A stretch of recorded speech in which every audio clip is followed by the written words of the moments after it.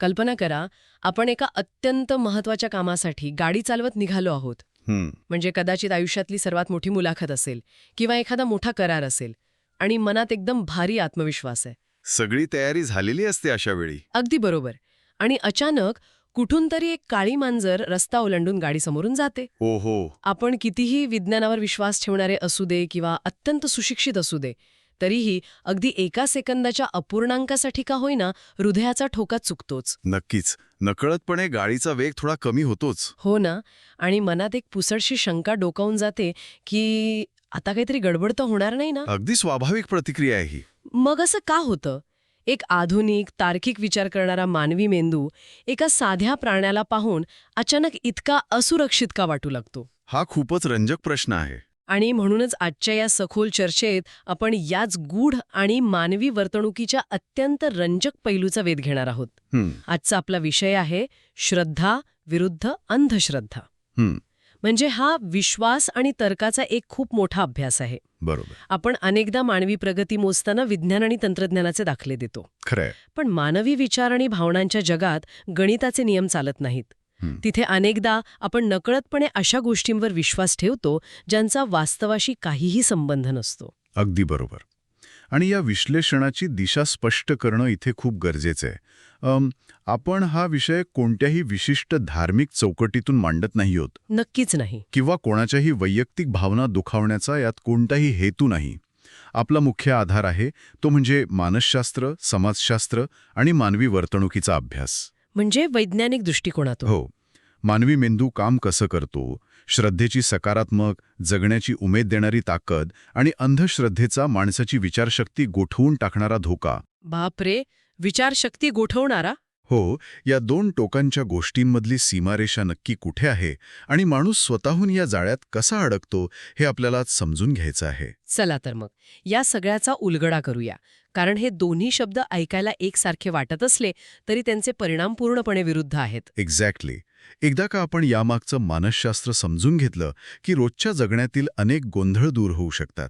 हे समजून घेणं म्हणजे खऱ्या अर्थानं स्वतःच्याच मनाचा आरसा स्वच्छ करण्यासारखं आहे. कारण अनेकदा आपण करत असलेली कृती ही आपली निखळ श्रद्धा आहे की आपण अंधश्रद्धेचे बळी ठरलो आहोत हेच माणसाला कळत नाही. त्यामुळे या गुंतागुंतीच्या प्रक्रियेत शिरण्यापूर्वी या दोन शब्दांची नक्की व्याख्या काय आहे ते समजून घेणं आवश्यक आहे, जेणेकरून पुढचा मानसशास्त्रीय भाग समजायला सोपा जाईल. होय. एक अतिशय सुंदर आणि स्पष्ट सूत्र समोर येतं. श्रद्धा म्हणजे केवळ डोळे झाकून कोणतीही शहानिशा न करता एखाद्या गोष्टीवर विश्वास ठेवणं नव्हे. अच्छा. तर श्रद्धा ही 3 महत्वाच्या घटकांवर उभी असते: विश्वास, समज आणि स्वतःचा अनुभव. म्हणजे श्रद्धा ही आंधळी नसते तर? अजिबात नाही. जेव्हा एखाद्या गोष्टीवर विश्वास असतो, त्यामागचं कारण समजलेलं असतं आणि त्यातून आलेला अनुभव सकारात्मक असतो, तेव्हा ती श्रद्धा बनते. ती माणसाला आतून शांत करते, संकटांशी लढण्याचं बळ देते आणि ती माणसाला प्रगतीकडे नेणारी असते. म्हणजे श्रद्धेचा पाया हा वास्तवावर आधारित असतो. याचं उदाहरण द्यायचं तर, समजा मी देवावर विश्वास ठेवून माझं काम प्रामाणिकपणे करतीये किंवा मेहनतीने यश मिळेल यावर माझा विश्वास आहे. हो, ही झाली सकारात्मक श्रद्धा. याला एका साधर्म्याने सांगायचं झालं तर श्रद्धा म्हणजे गाडी चालवताना समोरची काच एकदम स्वच्छ ठेवून आणि स्वतःच्या अनुभवाच्या जोरावर गाडी चालवणे, जिथे आपल्याला रस्ता स्पष्ट दिसतोय. हे उदाहरण खूपच अचूक आहे. आणि या साधर्म्याला अजून थोडं पुढे नेलं तर अंधश्रद्धेचं स्वरूप अतिशय स्पष्ट होतं. ते कसं? अंधश्रद्धा म्हणजे त्याच प्रवासाला निघताना केवळ कुठल्या तरी अज्ञात भीतीपोटी स्वतःच्याच डोळ्यांवर एक जाड काळी पट्टी बांधून गाडी चालवणं. बापरे. गाडी चालवताना डोळे उघडे असणं गरजेचं आहे हा साधा तर्क तिथे विसरला जातो. तिथे फक्त भीती आणि अज्ञान असतं, जसं मगा हे तुम्ही मांजरीचं उदाहरण दिलंत, किंवा ग्रहणात अन्न न खाणं. म्हणजे डोळ्यांवर पट्टी बांधल्यावर अपघात होणार हे निश्चित असतं, पण तरीही माणूस ती पट्टी बांधतो. अगदी तसंच. पण इथेच एक मोठा विरोधाभास निर्माण होतो ना. जर डोळ्यांवर पट्टी बांधल्यामुळे आपलाच अपघात होणार आहे हे उघड आहे, तर मग माणूस स्वतःच्या हाताने ती पट्टी डोळ्यांवर का बांधून घेतो? तो असं का करतो? कोणत्याही सामान्य माणसाला स्वतःचं नुकसान करून घ्यायला आवडत नाही. मग हा मेंदूचा कोणता खेळ आहे जो आपल्याला असं करायला भाग पाडतो? हेच तर यातलं सगळ्यात फॅसिनेटिंग मानसशास्त्र आहे. अंधश्रद्धा ही कधीच अचानक किंवा एका दिवसात निर्माण होत नाही. अच्छा. ती मानवी मेंदूच्या काही मूलभूत सवयींमधून जन्म घेते. यामागे 4 मोठी मानसिक कारणं आहेत. त्यातलं पहिलं आणि सर्वात शक्तिशाली कारण म्हणजे भीती. भीती. हो, विशेषतः अनिश्चिततेची भीती. माणसाच्या मेंदूला अनिश्चितता अजिबात सहन होत नाही. उद्या काय होणार आहे, नोकरीत काय होईल, या प्रश्नांची पोकळी मेंदूला अस्वस्थ करते. म्हणजे अज्ञानातून जी पोकळी निर्माण होते तिथे मेंदू स्वतःच्याच कथा रचायला सुरुवात करतो का? अगदी बरोबर. जेव्हा ठोस कारण नसतं तेव्हा मेंदू तर्काची वाट न पाहता स्वतःहून काहीतरी समज तयार करतो. यातून त्याला एक मानसिक दिलासा मिळतो. आणि दुसरं महत्वाचं कारण आहे पॅटर्न शोधण्याची सवय. पॅटर्न शोधणे. हो, आपला मेंदू कायम 2 घटनांमध्ये पॅटर्न किंवा संबंध शोधतो.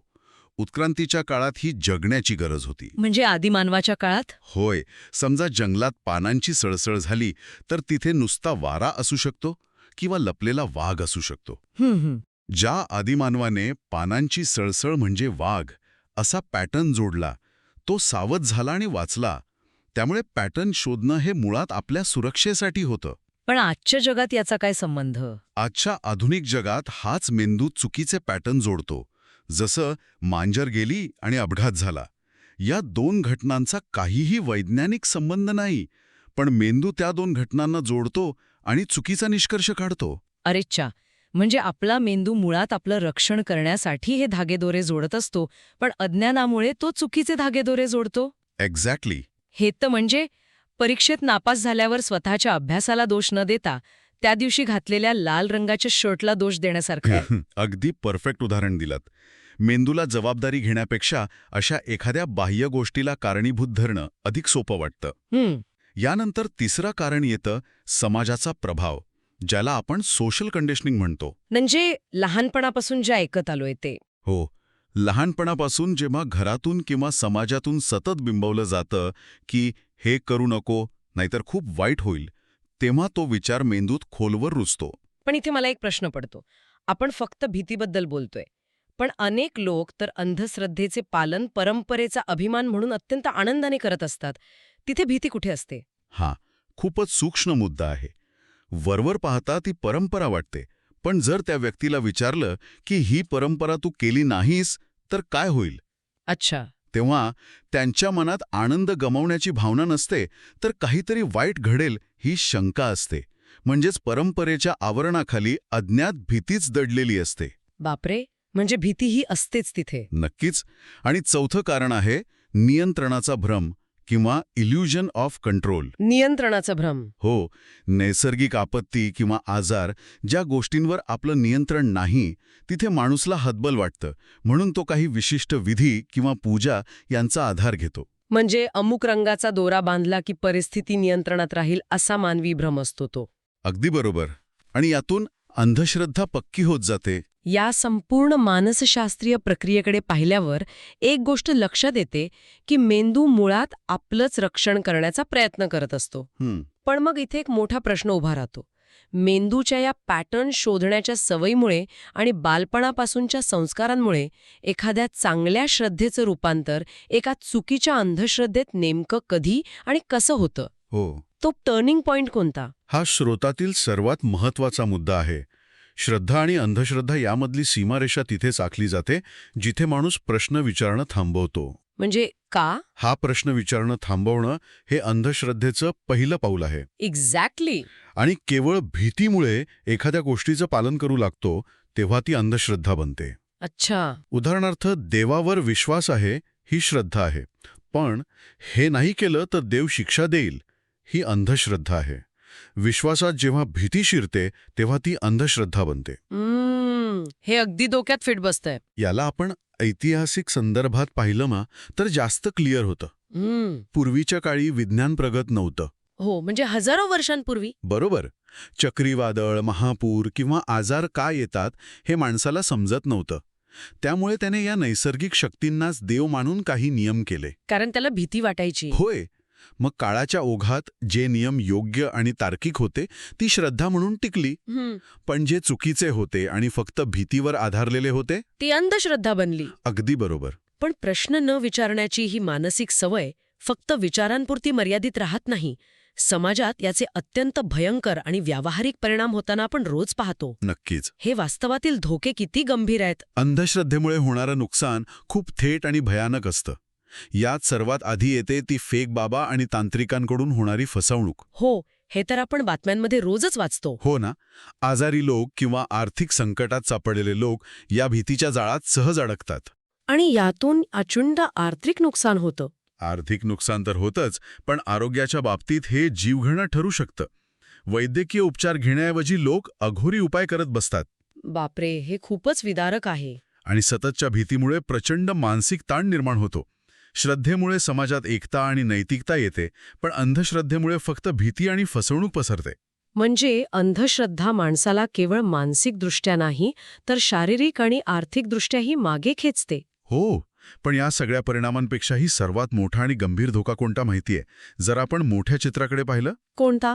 अंधश्रद्धेचा सर्वात मोठा धोका हा आहे की माणूस स्वतः विचार करणंच पूर्णपणे थांबवतो. अच्छा. त्याची तर्क करण्याची क्षमताच नष्ट होते आणि तो स्वतःचे निर्णय दुसऱ्याच्या हातात देऊन मोकळा होतो. हे खरोखरच अस्वस्थ करणार आहे.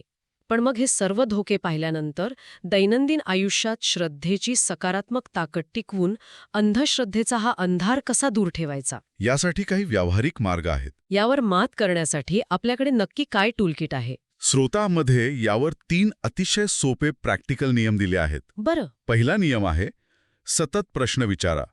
कोणतीही कृती करताना स्वतःला विचारा की हे मी का करतोय. का हा प्रश्न विचारणं. दुसरा नियम आहे, पुरावा शोधा. एखाद्या गोष्टीचा परिणाम होत असेल तर त्यामागे वैज्ञानिक किंवा तार्किक कारण शोधायला हवं. कार्य आणि कारण यांचा संबंध असायला हवा. म्हणजे नुसते पॅटर्न जोडायचे नाहीत. एक्झॅक्टली. आणि तिसरा नियम आहे, भीतीवर आधारित निर्णय टाळणे. जर कोणतीही कृती केवळ भीतीपोटी केली जात असेल तर ती अंधश्रद्धा असल्याची शक्यता सर्वाधिक आहे. बापरे, हे 3 नियम खूपच प्रभावी आहेत. होय. या स्रोतात एक अतिशय सुंदर सुवर्ण वाक्य आहे जे मला आवर्जून सांगावंसं वाटतं. श्रद्धा असू द्या, पण ती विवेकासोबत असू द्या. अगदी बरोबर. विश्वास ठेवा, पण विचार सोडू नका. हो. आजच्या या चर्चेत आपण हेच पाहिलं. श्रद्धेचं डोळं स्वरूप आणि अंधश्रद्धेमागील मेंदूचा खेळ, म्हणजे ती भीती आणि पॅटर्न शोधण्याची सवय. आणि प्रश्न विचारण्याचं महत्त्व. एकंदरीत मुख्य निष्कर्ष हाच निघतो की श्रद्धा माणसाला आतून मजबूत करते, तर अंधश्रद्धा माणसाला कमजोर करते. नक्कीच. पण या सखोल चर्चेच्या अगदी शेवटी आपण एका अशा विचारावर येऊन पोहोचतो जो खऱ्या अर्थाने आपल्याला अंतर्मुख करणारा आहे. कोणता विचार? स्रोतामध्ये आपण पाहिलं की शेकडो वर्षांपूर्वी जेव्हा विज्ञान नव्हतं तेव्हा वादळ आणि आजारांच्या भीतीतून अंधश्रद्धा जन्माला आल्या. आज आपल्याकडे विज्ञान आहे, तंत्रज्ञान आहे, पण तरीही अंधश्रद्धा संपलेली नाहीये. खरंय. मग मला असा प्रश्न पडतो की आजच्या या आधुनिक जगात जिथे सगळी माहिती उपलब्ध आहे, तिथे आर्थिक असुरक्षितता किंवा सोशल मीडियाच्या अल्गोरिदमची भीती ओहो. मानवी मेंदूला कोणत्या नवीन आधुनिक अंधश्रद्धांच्या जाळ्यात तर अडकवत नाहीये ना? खूपच प्रोव्होकेटिव्ह विचार आहे. हो ना. म्हणजे शेअर मार्केटचे चढउतार असतील किंवा आर्टिफिशियल इंटेलिजन्सची भीती असेल, ज्या अंधश्रद्धा आहेत, हे आपल्याला अजून समजलेलंच नाहीये. नक्कीच. हे नवीन युगातले नवीन विधीच आहेत एक प्रकारे. अगदी तेच. यावर ऐकणाऱ्यांनी नक्की विचार करा. याच एका विचार करायला लावणाऱ्या प्रश्नासोबत आजची ही विश्लेषणाची चर्चा आपण इथेच थांबूया. पुन्हा भेटूया अशाच एका नवीन आणि रंजक विषयासह.